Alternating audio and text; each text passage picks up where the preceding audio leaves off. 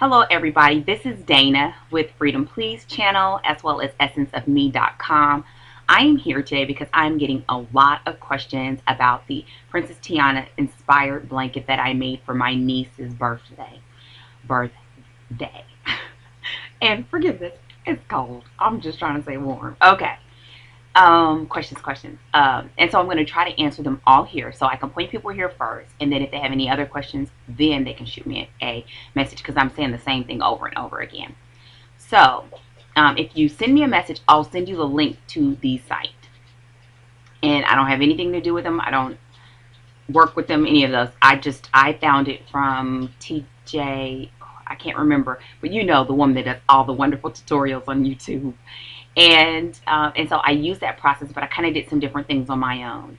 I used a color sheet, and then I did her name. I wrote her name, and I created that as a graphic on my computer.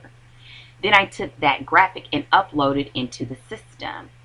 Now, since I knew I wanted to make a blanket, I selected the largest option that they have. And if I remember correctly, it was maybe 3 different options. But for me, I knew I wanted the largest one. It's been a while since I've been on there, so but I know it's still there. So I selected the largest option. Then what I did, I'm going to show you here. Okay, I'm going to use my book cover as an example because that was inspired by that, and I don't want any issues. And so here we go. So I had a color graphic of my book cover, and yes, you can support a sister. It is on Amazon. Okay, enough of that. And so here's the book cover, all in color. And what I did is I actually printed it so that I would have the steps, and I put everything together. And I did this for my book release party. So here's the cover. Then I put it in the system, and the system will shoot out this. I'm going to come closer. You can't see it because I can't zoom very much, but there's a bunch of little blue lines that makes little squares. Every square I did as a single crochet. So every square on here was a single crochet. I did the same thing with that other blanket.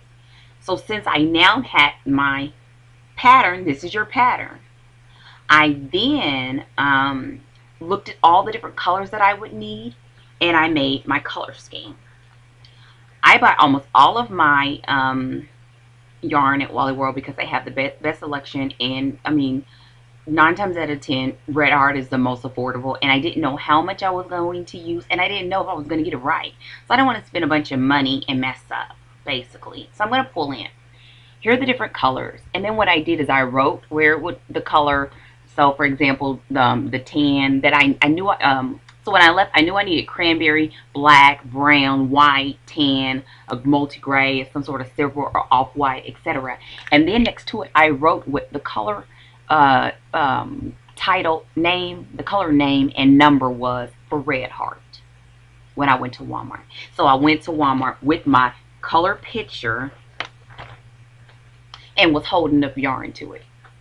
And then when I got home and I picked it, I snipped it, taped it on here, and this is all in a plastic sheet protector. That's what I did. Now each square was a single crochet. Here is the finished product from when I finished the Princess Tiana inspired. Look, every time I completed a line, I colored through it. So I have the one with the grid in that I didn't touch in color, and then I just did one in black and white because I knew I was going to scribble all over it. But here I still have her pattern just in case, I don't know, I ever need to make her another one or whatever. So as I went along, I just drew a line through it.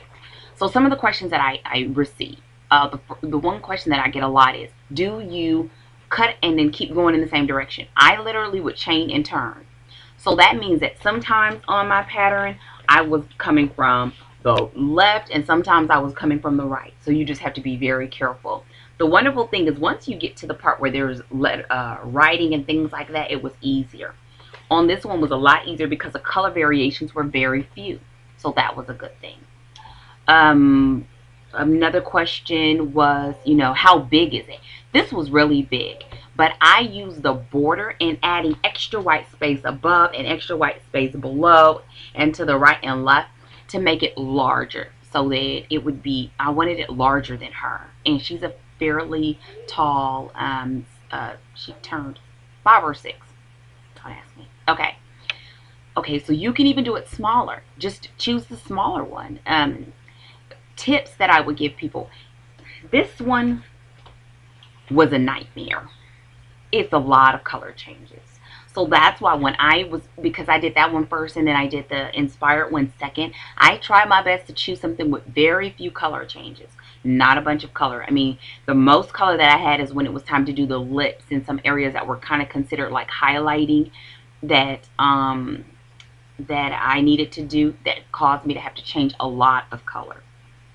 The other thing is, if you choose something with fewer color changes, you can just carry the yarn throughout and you don't have to worry about all of those straggly ends to the back.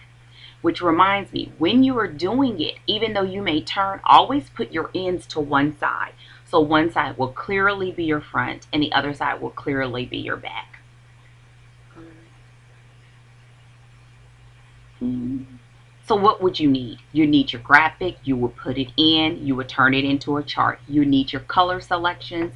I printed my pattern in color and in black and white. The black and white I used to mark. The color was so that if I was confused about what color was supposed to be in a square because it was in black and white, I could just turn it over and see what color I should be using.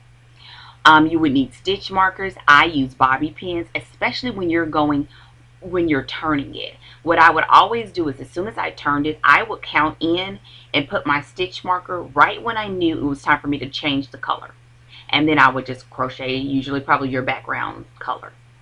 Especially if you can do something with a solid back, because then you can make it larger or smaller to your liking, because you can add more space above, more space below, more space to the side with your background color.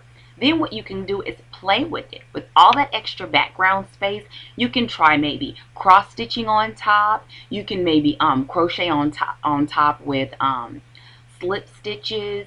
You can, I mean, there are so many different things that you can do on top of the surface that'll add a little more flavor to it without you having to add it into your original pattern.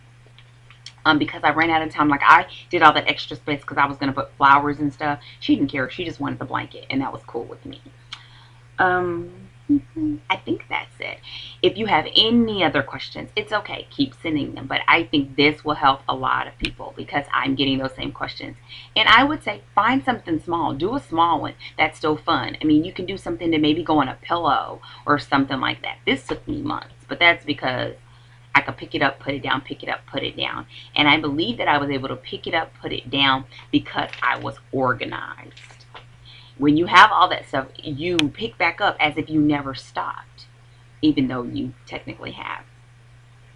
So that is all that I have to share regarding this as of right now. I am considering, and so if you all are interested in doing it, because I am loving this idea of doing crochet-alongs, and so if you maybe would be interested in joining me on a crochet-along where I would develop maybe the pattern and then or the graphic and be able to, you know, and then send the graphic out to everyone, and then you go through those other steps so that you can do it on your own, and then we can kind of go through that. And so if you're interested, put it here on this video. And I'm thinking of something pretty cool for Valentine's Day. So we would start maybe the beginning February 1st, and we would have 2 weeks leading up to Valentine's Day to do something really kind of cute and funky. Maybe just something simple like a pillow, but it'll be really cute to give to someone. So that's it. Okay, I said it so fast, and I hope I said everything. Oh, and other than that, go to the other 2 videos. I'm going to put that link in the description box because I've answered questions right in the comments. So go through the comments. I mean, some of it's just, you know, pleasantries, but I am answering questions there too.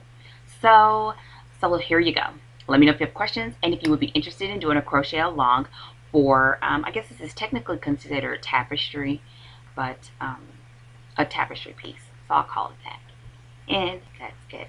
Thank you so much for your time. Please subscribe to my channel, and I have so much more because I am starting to prepare a piece for a giveaway because my subscribers are going up And so I'll tell you all about that later. Have a fantastic day. Bye.